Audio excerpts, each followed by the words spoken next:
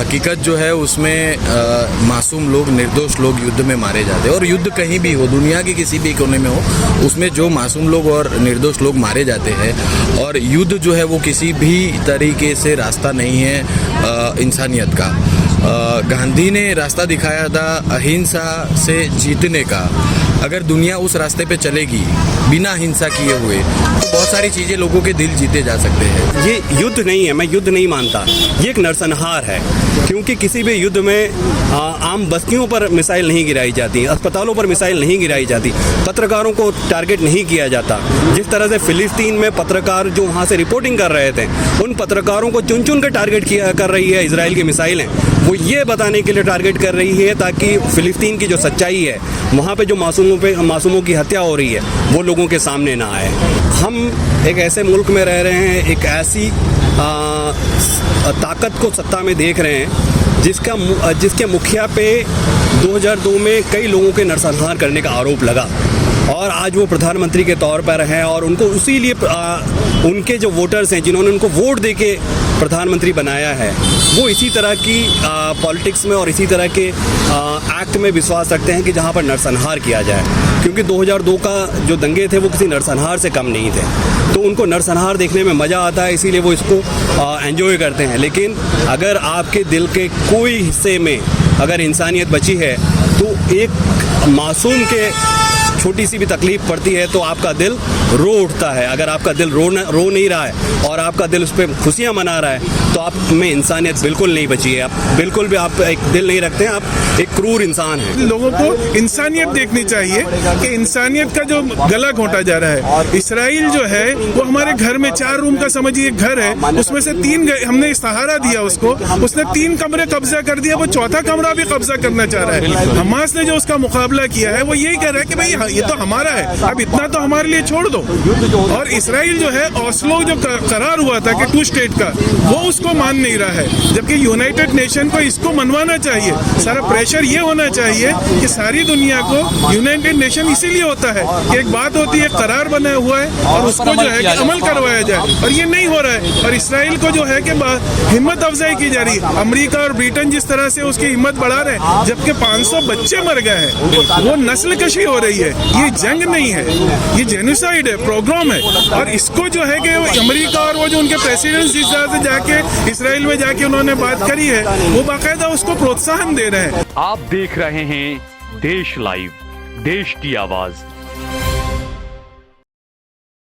आदाब, नमस्कार, अस्सलाम वालेकुम, सत श्री अकाल।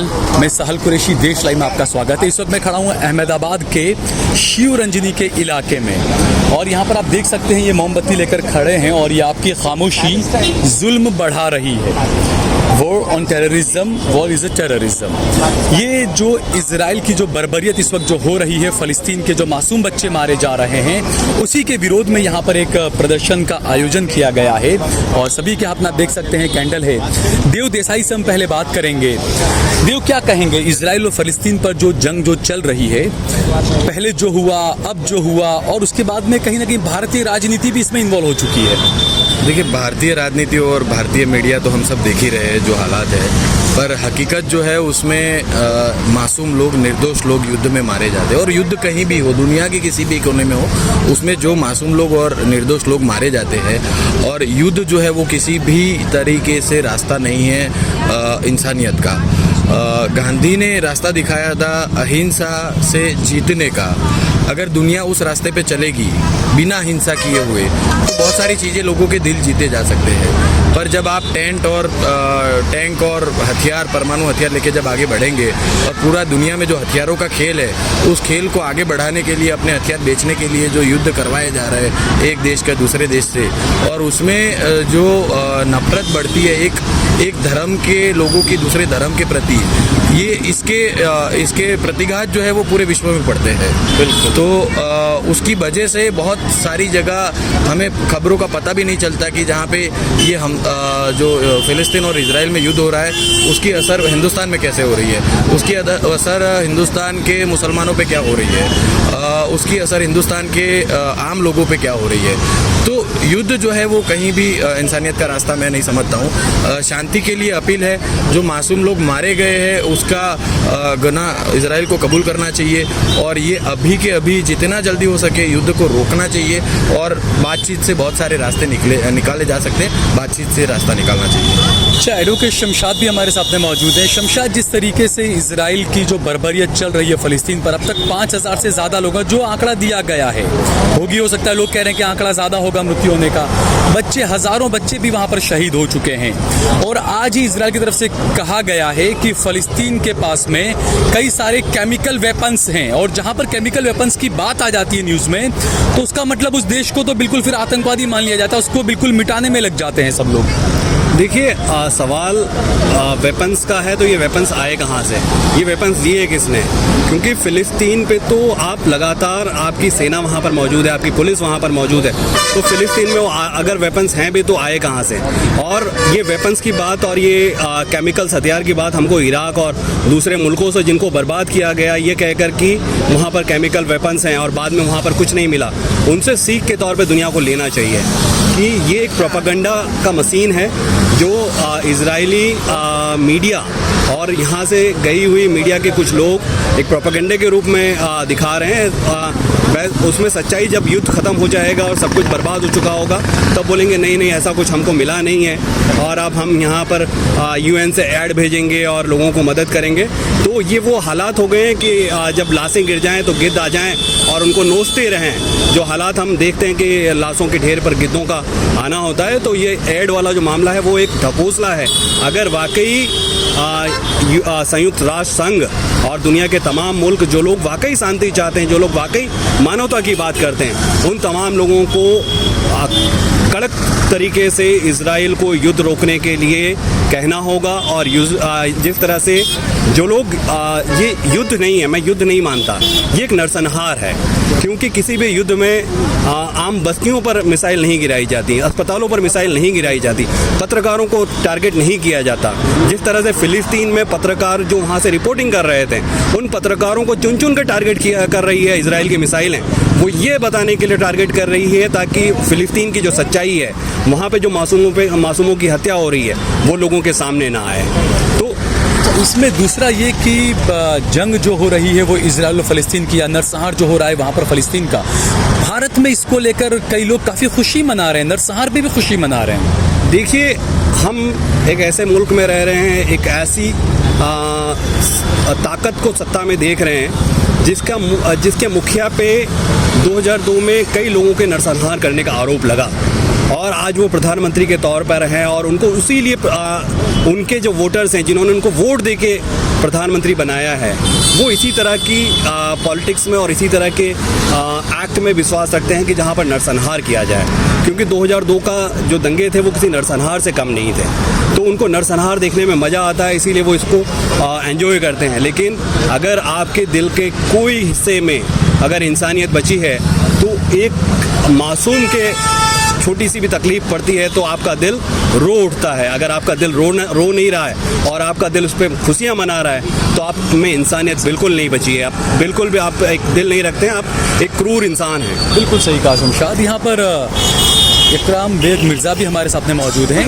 इकराम भाई, जिस तरीके से फ़लस्तीन में जो मासूम बच्चे मारे जा रहे हैं, सवाल ये उठता है अरब कंट्रियों पर भी कि आखिरकार 57 अरब देश हैं, उसके बावजूद भी इजराइल की बर्बरियत इतनी ज़्यादा, गुंडागिरी, दादागिरी इतनी ज़्यादा बढ़ कैसे रही है? देखिए, वही है, जब इंसान को मौत का डर लगता है और अपनी सत्ता जाने का और डर लगता है तो तब ये सारी चीज़ें होती हैं और उनको अपने खुदा पे से भरोसा उठ गया है। अरब देशों, हाँ, अरब देशों को वो अपने खुदा पे से उनका भरोसा उठ गया है। जब आदमी निडर होता है तो सब कुछ करता है, जब उनके अंदर डर पैदा हो जाता है, डर और ईमान दोनों जमा नहीं हो सकते। बिल्कुल, जहाँ डर होगा वहाँ ईमान नहीं होगा, वहाँ उनके ईमान कमज़ोर है, आस्था उनके खुदा के अंदर की जो उनके अंदर आस्था है वो कम हो गई है और इसी वजह से इजराइल जो है इस तरह की हरकतें कर रहा है। अच्छा, तो ये जो अरब स्प्रिंग जो लाया गया था, बहरीन में, सीरिया में, कई जगहों पर देखा, तो क्या वो कहीं ना कहीं सऊदी अरब को, दुबई को, इनको एक डराने के लिए था कि देखिए आपका भी ऐसा हाल होगा, सद्दाम को हमने नहीं छोड़ा, गद्दाफी को हमने नहीं छोड़ा, बहरीन को हमने नहीं छोड़ा, तो आप अगर कुछ बोलेंगे तो आप सऊदी और दुबई और आप भी सब खत्म हो जाएंगे?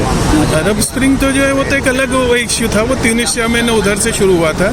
ये जो सद्दाम और लीबिया, क्योंकि इनकी ताकतें और ये सुपर पावर बनते जा रहे थे, लीबिया है, इराक है, तो इनको ख़त्म करने के लिए कुछ बहाना चाहिए था। जो मीडिया का गलत इस्तेमाल हुआ और उसमें उनके ऊपर फेक न्यूज़ चलाई गई, जिस तरह से इसराइल में भी जो हुआ कि भाई 40 बच्चों को मार दिया है हमास ने, और जो फिर उसके बाद जो सारा मामले हुए, इसी तरह से इराक में और लीबिया में हुआ था कि भाई वो केमिकल वेपन्स यूज़ कर रहे हैं, और उसमें भी अमेरिका की रोल था, और अभी भी बाइडेन ने गलत बयान दिया और बाद में व्हाइट हाउस ने उनके बयान को वापस फिर लिया। 9/11 वाला मामला किया गया। बाकायदा 9/11 वाला का मामला जो है ये फासिस्ट लोगों ने किया था, जो इस्लाम को बदनाम करने के लिए, और वो उसका फायदा जो है इन्होंने इराक और लीबिया पे उठाया। उनके जो लीडर्स जो थे ताकतवर होते जा रहे थे, वो अपनी उनकी इकोनॉमी जो है वो सारी मजबूत होती जा रही थी, जो अमेरिका के लिए और दूसरे यूरोपियन कंट्रीज के लिए चैलेंज बन रहा था। तो इसी वजह से ये फेक न्यूज़ें चला के और फेक खबरें चला के लोगों के अंदर खौफ और डर फैलाया गया कि मुसलमान अगर ताकतवर हो जाएंगे तो ये आपके तरफ ये होंगे, और वही चीज़ें बनी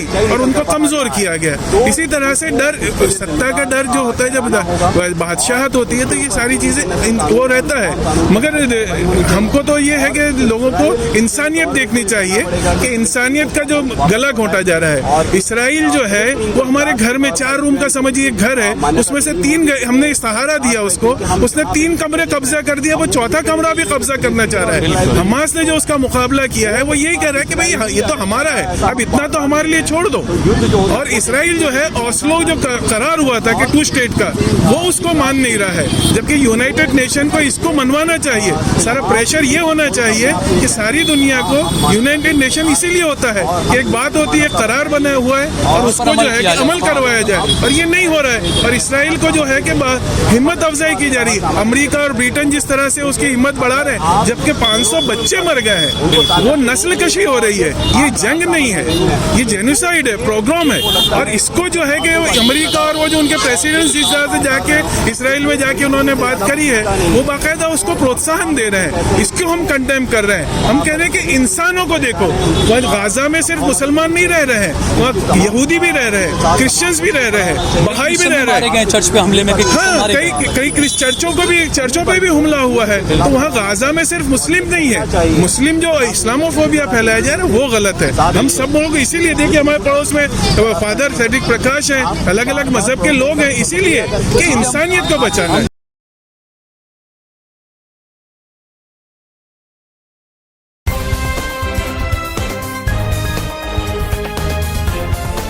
देश और दुनिया की तमाम छोटी और बड़ी खबरों के लिए हमारे चैनल को सब्सक्राइब करना न भूलें और बेल का बटन जरूर दबाएं।